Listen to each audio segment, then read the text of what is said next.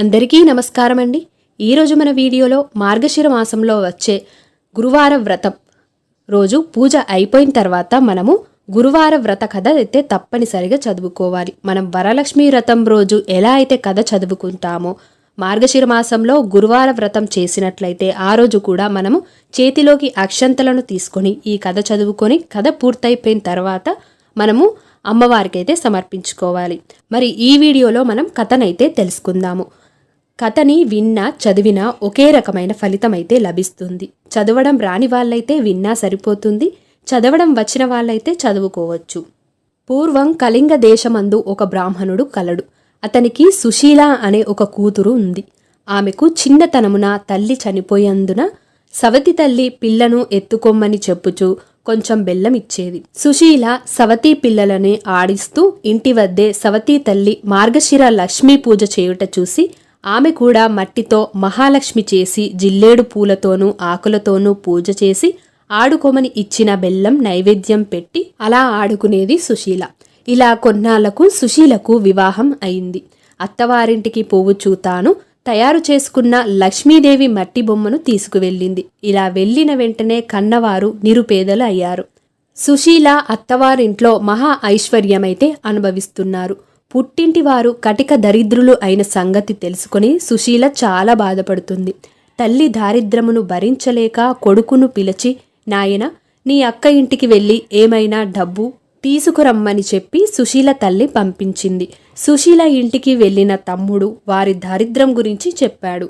వాళ్ళు అనుభవిస్తున్న దరిద్రమును తెలుసుకున్న సుశీల ఒక కర్రను దొలిపించి దాని నిండా వరాహాలు పోసి అతనికి ఇచ్చింది. ఆ చిన్నవాడు కర్రను పట్టుకొని వెళుతుండగా దారిలో కర్ర వదిలి వెళ్ళిపోయాడు. ఆ కర్ర ఎవరో తీసుకొని వెళ్ళిపోయారు. ఇంటికి వెళ్ళిన కొడుకుని తల్లి ఏమిచ్చావు అని అడగగా ఏమీ తేలేదు అని చెప్పాను. మన దరిద్రం ఇంతే అని అనుకున్నారు. కొంతకాలం తరువాత సుశీల తమ్ముని పరిస్థితిని అడిగి తెలుసుకున్నది. వారి దారిద్రంలో ఎటువంటి మార్పు రాలేదని తెలిసి ఒక చెప్పులు జత తెచ్చింది. వాటిలో వరాహాలు పోసి కుట్టించి వాటికి గుడ్డ చుట్టి తమ్మునికి ఇచ్చి ఇది తీసుకొని వెళ్ళి తండ్రికి ఇమ్మని చెప్పింది. సరే అని తీసుకొని వెళ్ళి మార్గమధ్యలో దాహం వేసి ఒక చెరువు గట్టున చెప్పుల మూట పెట్టి నీరు తాగి వచ్చేసరికి ఎవరో వాటిని తీసుకొని పోయారు. జరిగిన విషయం తల్లికి చెప్పాడు.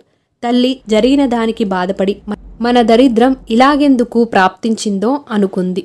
మరలా కొన్నాళ్లకు కొడుకును పంపిస్తూ ఈసారైనా జాగ్రత్తగా తీసుకురమ్మని చెప్పాను. అక్క దగ్గరకు వెళ్ళిన తమ్ముడు అక్కకు పరిస్థితి ఇదివరకు ఉన్నట్లే ఉందని చెప్పాడు.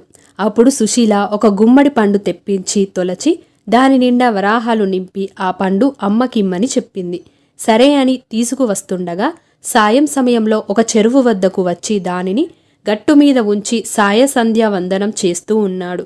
ఇంతలో ఒక బాటసారి పండు బాగుందని పట్టుకొని వెళ్ళిపోయాడు. ఆ కుర్రవాడు గట్టుమీదకు వచ్చి పండు వెతకగా పండు లేదు. ఏమి చేసేది లేక ఇంటికి వెళ్ళాడు. తల్లి ఏమి తెచ్చితివి అని అడగగా జరిగినది చెప్పాడు. తల్లి విచారించింది. కొన్నాళ్లకు తల్లి ఇంటి దగ్గర పిల్లల్ని ఉంచి కూతురు దగ్గరికి వెళ్ళింది. తల్లిని చూసి సుశీల వారి దారిద్రమును తెలుసుకొని చింతించి మార్గశిర లక్ష్మీవారం నోము నోచిన ఐశ్వర్యం వస్తుందని తలచినది. అమ్మా, ఈరోజు మార్గశిర లక్ష్మీవారం, నోటిలో ఏమి వేసుకోకు, మనం వ్రతం చేసుకుందాం అని చెప్పింది. ఆమె కూడా అలాగే నేనేమైనా చిన్నదానినా ఎందుకు తింటాను అని చెప్పి పిల్లలకి చద్ది అన్నం పెట్టి నోటిలో ఒక ముద్ద వేసుకున్నది. కూతురు వచ్చి అమ్మా స్నానం చెయ్యి, మనం వ్రతం చేసుకుందామని అంది. అప్పుడు సుశీల తల్లి జరిగింది చెప్పింది. తల్లి చెయ్యలేక ఆ వారం కూతురు మాత్రమే చేసుకున్నది. రెండవ వారం వ్రతం చేసుకుందాం అనుకున్నది. అప్పుడు పిల్లలకి తలకి నూనె రాస్తూ తాను కూడా నూనె రాసుకున్నది. ఆ వారం కూడా వ్రతం చేయడానికి వీలు కాలేదు. మరుసటి వారం అమ్మ ఈసారైనా జాగ్రత్తగా ఉండమని చెప్పింది. పిల్లలకి తలదువ్వుతూ ఆమె తలదువ్వుకొని వ్రతం చెయ్యలేకపోయింది. కూతురు మాత్రమే చేసుకున్నది. నాలుగవ వారం ఈసారైనా చాలా జాగ్రత్తగా ఉండమని చెప్పి సుశీల తల్లి ఈ పని చేయకుండా ఉండడానికి ఒక గోతిలో కూర్చోపెట్టినది. పనైన తర్వాత సుశీల వచ్చి అమ్మ స్నానం చెయ్యి, పూజ చేసుకుందాం అని పిలవగా తల్లి పిల్లలు అరటిపండు తిని నేను కూర్చున్న చోట అరటితోలు వేశారు. నేను ఏమి తోచగా అది తిన్నా అని చెప్పింది. అయ్యో అని తలచి కూతురు పూజ చేసుకొని 5వ వారం మార్గశిర లక్ష్మీవారం వ్రతం ఆఖరి వారం. ఇప్పుడు సుశీల తల్లిని తన కొంగుకు కట్టుకొని పని పూర్తి చేసుకొని తల్లిచే స్నానం చేయించి వ్రతం చేయించింది. పూర్ణ కుడుములు తల్లిచే నైవేద్యం పెట్టించింది. కాని మహాలక్ష్మి దూరంగా వెళ్ళిపోయినది. ఏమమ్మా అలా వెళ్ళిపోతున్నావు అని అడగగా, నీ చిన్నతనంలో నీవు బొమ్మలతో ఆడుకుంటుంటే మీ అమ్మ చీపురుతో కొట్టింది అందుకే అని చెప్పింది. అప్పుడు తన తల్లి చేసిన దానికి క్షమించమని ప్రార్థించింది. మళ్ళీ నీ తల్లిచే వ్రతం చేయించమని లక్ష్మీదేవి చెప్పి అదృశ్యమైపోతుంది. సరే అని మొదటి వారం పులగము, రెండవ వారం అట్లు తిమ్మనం, మూడవ వారం అప్పాలు పరమన్నము, నాలుగవ వారం చిత్రాన్నం గారెలు. పుష్యమాసంలో మొదటి వారంలో పూర్ణ కుడుములను వడ్డించి తల్లిచే నోము చేయించింది. కథా అక్షంతలు తల మీద వేసుకున్నారు. అప్పటి నుండి ఆమెకి సకల సంపదలు కలిగి విష్ణులోకమునకు వెళ్ళింది.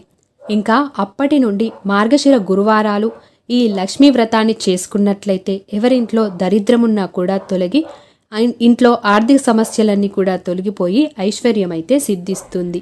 మరి పూజ పూర్తయ్యాక తప్పనిసరిగా మనము వ్రత కథనైతే చదువుకోవాలి. మరి ఈ మార్గశిర మాసంలో గురువార వ్రతం ఎలా చేసుకోవాలి, పూర్తి వివరాలు సపరేట్గా వీడియో అనేది చేశాను. తెలియని వాళ్ళు ఉంటే తెలుసుకోవచ్చు. డిస్క్రిప్షన్లో లింక్ అనేది ఇస్తాను. ఈ వీడియో మీకు నచ్చినట్లయితే తప్పకుండా మీ యొక్క లైక్తో నాకు సపోర్ట్ని అయితే తెలియజేయండి.